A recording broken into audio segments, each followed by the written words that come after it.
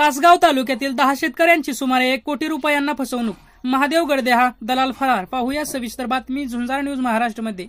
तासगाव तालुक्यातील पुन्हा एकदा द्राक्षबाग दलालांनी द्राक्षबाग शेतकऱ्यांची फसवणूक करून सुमारे 1 कोटी रुपयांचा गंडा घातल्याचा प्रकार उघडकीस आला असून या प्रकरणी तासगाव पोलीस स्टेशन येथे द्राक्षबाग दलाल महादेव गडदे राहणार परभणी यांच्या विरोधात तासगाव पोलीस स्टेशन येथे शेतकरी लक्ष्मण यादव, तानाजी शिंदे, बाळासाहेब मंडले, कृष्णा कारंडे, योगेश चंद्रकांत शिंदे, शांताराम कांबळे, श्रीकांत पवार यांनी कारवाईसाठी अर्ज दाखल केले असून भाजप नेते व फकीरा पॅंथर सेना माननीय संदीप तात्या ठोंबरे यांनी दखल घेत आंदोलनाचा इशारा दिला आहे।